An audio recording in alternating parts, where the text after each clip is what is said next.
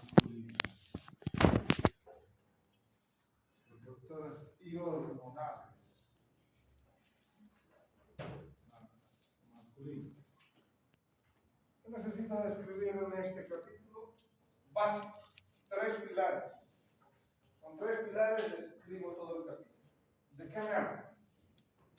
Espermatogénesis. El acto sexual masculino. Acto sexual masculino. Y regulación de hormonas. Los 3 puntos son los cuales se habla de este capítulo: espermatogénesis, acto sexual y regulación de hormonas. ¿Sí? Pero antes de mencionar todos estos puntos, Guyton me hace un recuerdo anatómico de todas las estructuras que intervienen en las funciones reproductoras y hormonales. Entonces uso su imaginación: corte medio sagital, sínfisis del pubis, vejiga, acá la porción de uretra, vamos y esquematizamos uretra, acá vamos a tener a las vesículas seminales, acá está la porción de recto. Abrazando el cuello de vejiga se encuentra próstata. Entonces acá tenemos esta formación de uretra. Vamos a hacer un poco más delgada. Tenemos esta formación de la uretra. Y tenemos la estructura de copulación. Acá tenemos la estructura de copulación. Tenemos un saco escrotal. Y un dicho saco escrotal en una glándula. Testículo. Encima del testículo, otra estructura. Y una continuación de un conducto que sale en este sentido. Ingresa por la pared abdominal, se continúa a nivel de la vesícula seminal y sale un conducto que hace esto. Entonces el recuerdo es muy importante para entender eso. Número 1, mencionamos a testículo. Número 2, mencionamos a epidídimo. Número 3, mencionamos al conducto deferente.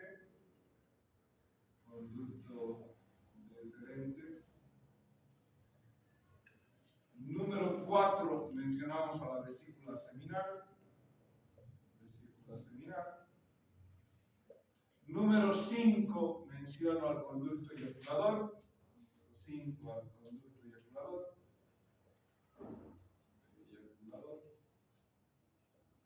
Número 6, menciono a la próstata. Número 7, menciono a la uretra. Y número 8, glándulas que existen en la uretra. Tenemos las glándulas de Littré, y tenemos otras en la base, cerca de la porción membranosa, que se llaman las glándulas de Cooper.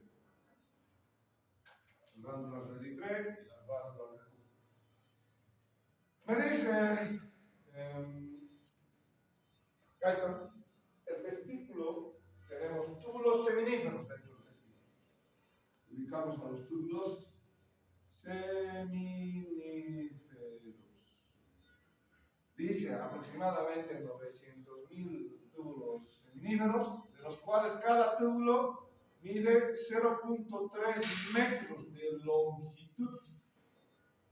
0.3 metros de longitud. Cuando describieron la anatomía de epidídimo, decían que tenía cabeza, cuerpo y cola. Acá Guyton me dice, está bien eso, pero me interesa la longitud del epidídimo para entender qué función se realiza en el epidídimo. Entonces, el epidídimo es un túbulo enrollado que mide aproximadamente 6 metros. Me interesa entonces describir esas longitudes. ¿Por qué? Porque luego, cuando hable de espermatogénesis, voy a hablar de lugares de almacenamiento. Y en el aparato reproductor masculino existen dos: el epidídimo y el conducto deferente, como lugares de almacenamiento. ¿Estamos claros? El conducto deferente alcanza un promedio de 35 centímetros de longitud. La vesícula seminal tiene otros 5 centímetros de longitud. Conducto eyaculador entre 3 a 5 centímetros de longitud. Próstata mide 5 centímetros. La uretra masculina entre 18 a 22 centímetros. Me interesan longitudes para entender almacenamientos y características de maduración y capacitación que van a tener los espermatozoides. Hasta acá se ha entendido, hemos recordado. Entonces, el testículo es una red de túbulos seminíferos enroscados que se comunican a través de conductos de la red testicular, conductos deferentes con el epidídimo. La cola del epidídimo se comunica con el conducto deferente entra por el conducto inguinal, va hacia la vesícula seminal, se unen sus dos conductos de conducto deferente y vesícula seminal y están formando el conducto eyaculador. Conducto eyaculador atraviesa la próstata y toda la secreción vertida va hacia la uretra. Entonces nosotros vamos a entender tres fases en la característica del acto sexual masculino. Hay una fase que se llama de emisión y otra muy diferente es la eyaculación. ¿Qué es la emisión? Entonces, que llegue desde conductos deferentes los espermatozoides y la secreción seminal hasta uretra. Eso se llama emisión. Y la salida de la uretra del semen se llama eyaculación. ¿Sí? Son dos cosas diferentes. Y después termina con la resolución. ¿Hasta ahí se ha entendido? ¿Sí? ¿El recordatorio anatómico? Bueno, vayamos con el primer acá. Dice espermatogénesis. ¿Qué voy a mencionar de la espermatogénesis? Cómo las células germinales primordiales van y migran. ¿A dónde? Al testículo. Van y migran al testículo. Y en el testículo alcanzan una diferenciación, dice Gaito. Alcanzan una diferenciación. Entonces, ¿qué diferenciación? Van a diferenciarse a espermatogonias. A espermatogonias. ¿Qué? Ya tenemos los espermatogonios a partir de las células terminales en testículo. Bueno, dice, se van a quedar como espermatogonias. ¿Hasta qué? Hasta que vengan estímulos hormonales y se logre dividirse a espermatocito primario, luego el espermatocito primario, espermatocito secundario, luego del espermatocito secundario a espermátides, luego de espermátides a espermatozoides.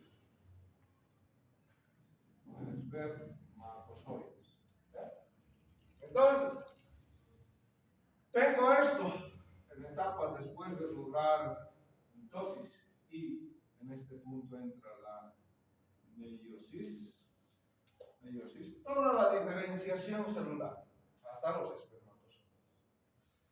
¿Cómo describo la estructura de un espermatozoide? La estructura de un espermatozoide. Un espermatozoide tiene un soma, es un cuerpo, y tiene esto que representa el flagelo. Dice Guyton, en recuerdo anatómico o biológico en este caso, que la parte distal del soma, la parte superior, constituye el acrosoma.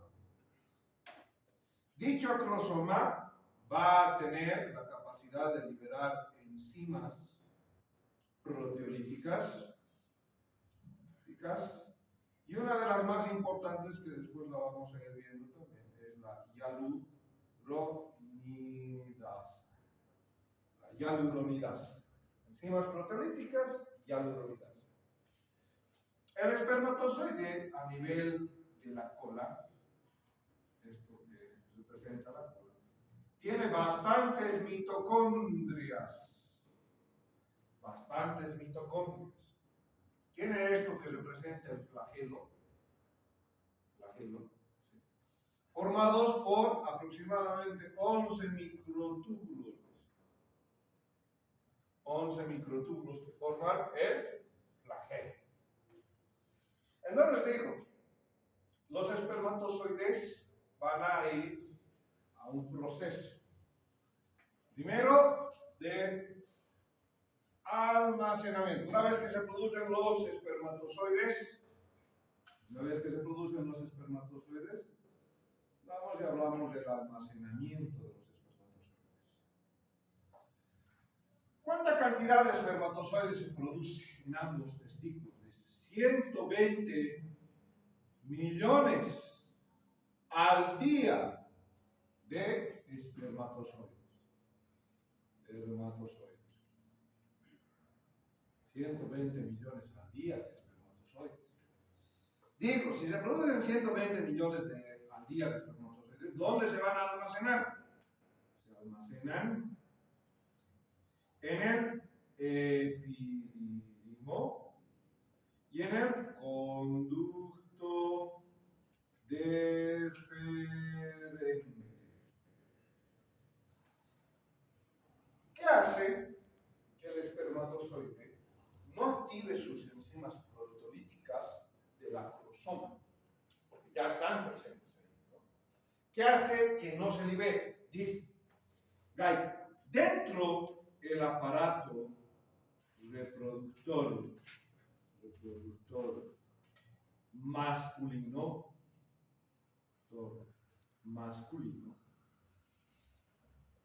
los espermatozoides y su actividad motriz y enzimática dentro del aparato reproductor masculino, los espermatozoides se encuentran inhibidos.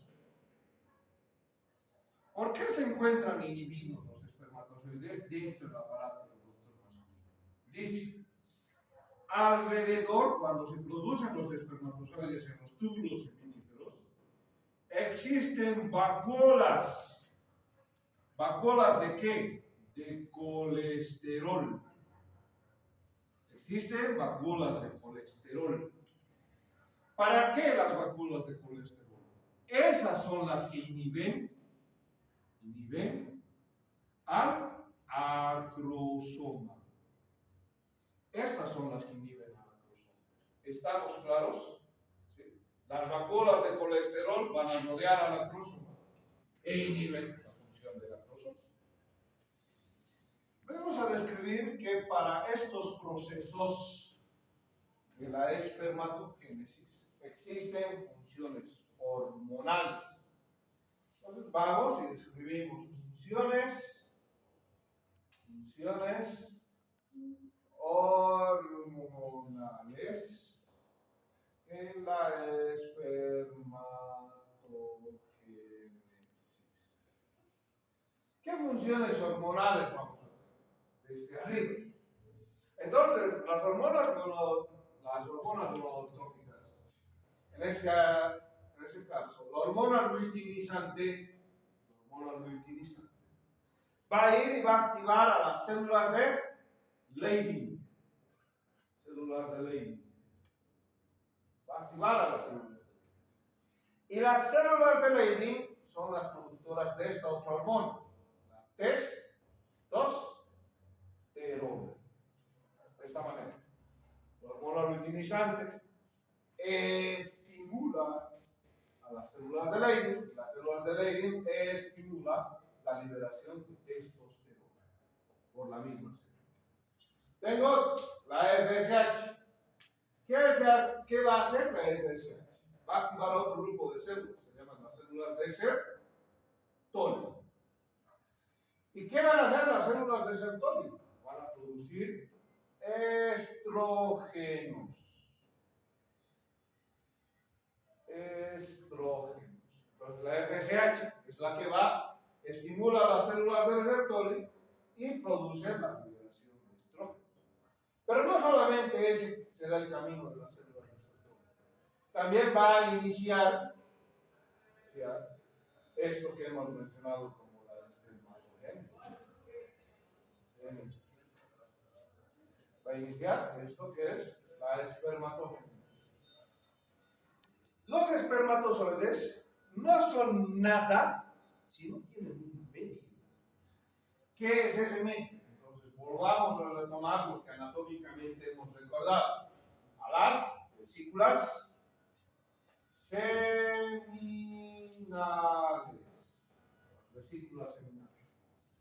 ¿Qué producen las vesículas seminales? Producen un líquido que tiene las siguientes sustancias. Ácido cítrico. Tiene fructosa, monosacárido.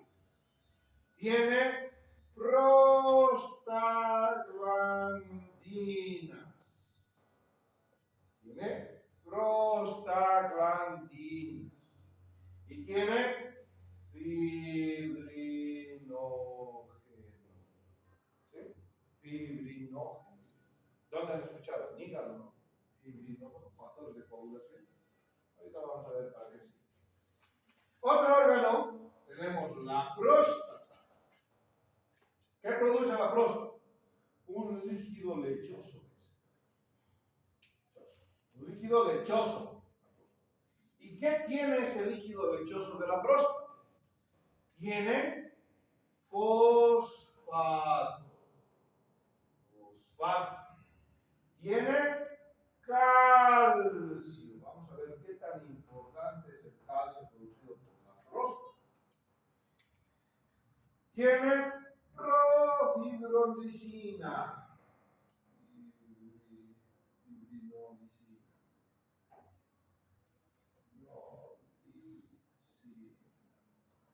Tiene una proteína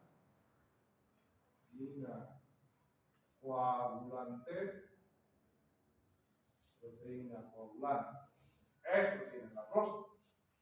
¿Por qué digo que el espermatozoide no sería nada sin esto?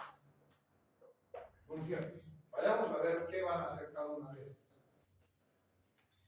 Entonces, se han producido todos estos líquido seminal, líquido prostático, miren, para producir el semen. Entonces, ¿de qué está compuesto el semen? Del 10% está compuesto del líquido del conducto deferente.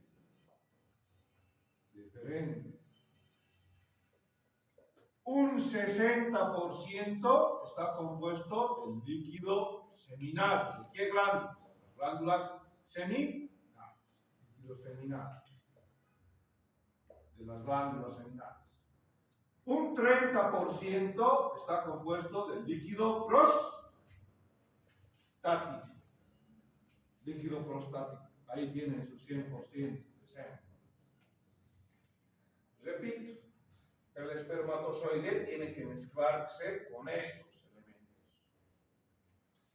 Hay una característica que me dice, entonces, Gaito, se llama capacitación. Entonces hablamos de este proceso que se llama capacitación. El espermatozoide, hemos dicho, dentro del aparato reproductor masculino, se encuentra inhibido. Dice, una vez que está en el útero, una vez que está en el útero y en las trompas, el espermatozoide se activa. ¿Por qué se activa? Porque una vez que está en el útero y las trompas, el espermatozoide ya se encuentra en su medio. ¿Qué medio? El semen. El espermatozoide ya está con el líquido de las vesículas seminales y el líquido prostático. Por lo tanto, ¿qué se produce? La capacitación, un aumento de la permeabilidad al calcio. Un aumento de la permeabilidad al calcio. ¿Cuál de los líquidos le ha dado calcio? La próstata, ¿no? Le ha dado calcio al espermatozoide. ¿Para qué va a servir este calcio que va a empezar a ingresar en el espermatozoide? No ingresa. Una vez que está en el semen y una vez que el semen está depositado, ahí está activándose la permeabilidad al calcio. Entonces, esta permeabilidad activa, dice, la liberación de las enzimas de la cromosoma. ¿Qué enzimas acabamos de decir? Enzimas proteolíticas y otras enzimas. ¿Cuáles? La hialuronidasa. Entonces, de eso ha hecho el calcio. Pero no es lo único que va a hacer el calcio. ¿Qué más va a hacer el calcio? Va a permitir activar la motilidad del flagelo. Va a permitir la motilidad del flagelo. Entonces, el espermatozoide, antes de que se mezcle con la parte del líquido prostático y del líquido seminal, tenía un escaso movimiento.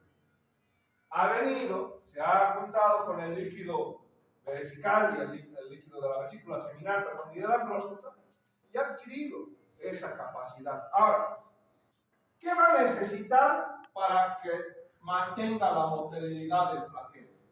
Va a necesitar ATP. ¿Y de dónde va a venir el ATP? Está bañado en un monosacárido.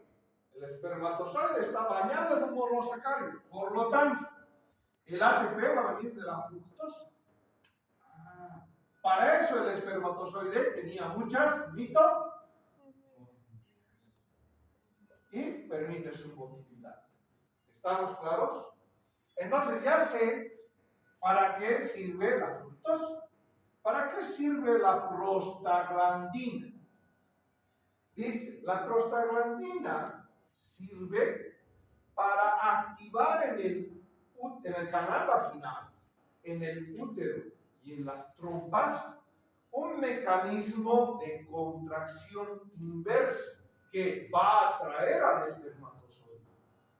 Repito, ¿para qué sirve la prostaglandina? Permite la contracción, ¿sí?, inversa. ¿De quién? De las trompas, del útero y del canal vaginal. ¿Para qué?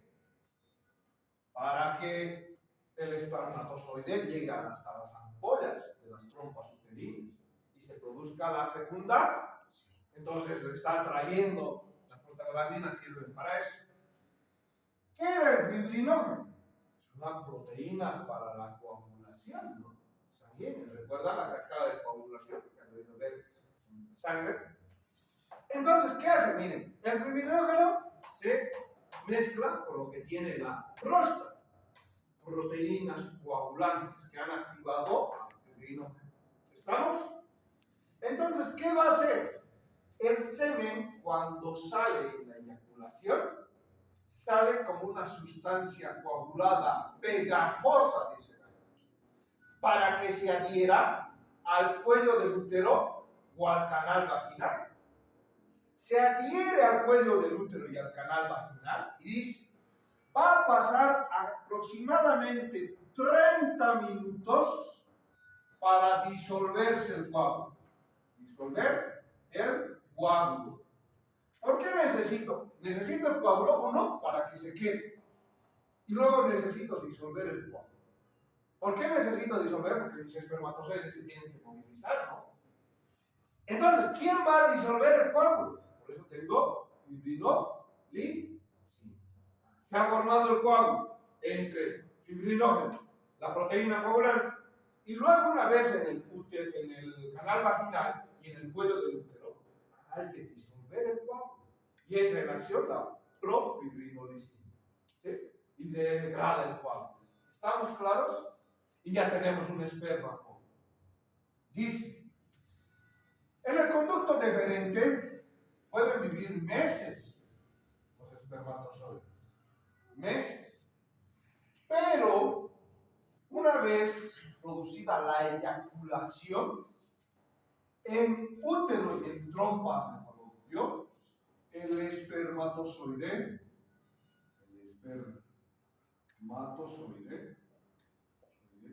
solo va a vivir de 24 a 48 horas en el útero y el canal. De 24 a 48 horas. Repito, aquí en conducto diferente vivían meses. Pero allá va a vivir solo 24 a 48 horas de vida. En útero y trompas. ¿Estamos claros hasta ahí con los espermatozoides? ¿Sí? ¿Alguna duda? Entonces, ¿de dónde ha sacado el calcio? Acá está el calcio, no se olvide. ¿Para qué el calcio? Aumenta la permeabilidad de membrana del espermatozoide y permite la liberación de todas esas enzimas proteolíticas, además de la hialuronidasa. ¿Y qué va a permitirle esas enzimas proteolíticas y la hialuronidasa? Penetrar la zona pelúcida, zona alrededor del óvulo. Y una vez que pueda penetrar, estas enzimas sirven para penetrar la zona pelúcida. La zona pelúcida. Pero no solamente para penetrar, sino para debilitar la zona pelúcida. Una vez que uno de los espermatozoides, uno será el elegido, uno va a lograr ingresar al óvulo. Y dice Guyton, no conocemos el principio de la selección para un solo espermatozoide. Y luego el cambio de metabolismo que lleva ese óvulo, ¿sí? Al solo dejar pasar un espermatozoide. Bien, eso es espermatozoide. Vayamos a describir características hormonales. Hasta ahí hemos descrito las funciones del espermatozoide, cómo se va acompañando, cómo se compone el semen. Algo importante antes de ir a esto. ¿Cuánto es el pH del semen? ¿Quién le está dando ese pH alcalino? La próstata. Su pH es de 6 a 6.5. Ese es el pH de la próstata. El líquido prostático le aporta 6 a 6.5. ¿Cuánto es el pH del semen? ¿Cuánto es el pH del semen? El pH del semen es de 7. No es lo mismo el pH de la próstata que el pH del semen. El semen es una mezcla, estamos diciendo, del líquido, el conducto deferente, del líquido de la vesícula seminal, de la próstata. Entonces el pH tiene un pH de 7. ¿Para qué sirve? Para combatir o contrarrestar el pH vaginal. ¿Cuánto es el pH vaginal? De 3 a 3.5. Esto es el pH vaginal. Es un pH ácido. Por lo tanto, la secreción seminal tiene que tener un pH alcalino. ¿Sí? Pues ahí tenemos el pH. Bueno, entonces ya hemos descrito almacenamiento, hemos descrito capacitación del espermatozoide. Vayamos ahora a hablar del acto sexual. El acto sexual masculino. Para hablarnos del acto sexual, Guyton me describe que el glande del pene es la parte más inervada. ¿Quién le da la inervación al glande? Viene el nervio pudendo. ¿Y de dónde viene el nervio pudendo? El plexo sacro. Entonces, para hablar, primeramente dice Guyton, de lo que respecta a el acto sexual, entonces hablamos del glande y del nervio pudente. Pero no solo el glande, dice, es el que va a recibir bastante inervación. Los tejidos periféricos también, que es el escroto, la zona perianal, están inervados por el nervio pudente y dan esa característica de estimulación sexual. Entonces, desde el glande vendrá el inicio de la estimulación sexual masculina. ¿Qué otra cosa me interesa además de la inervación del glande? Hay otro nervio.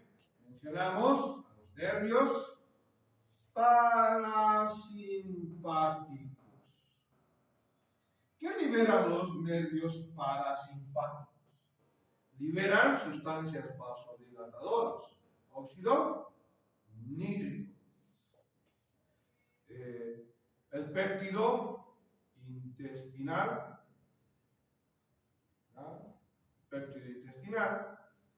y ACTH.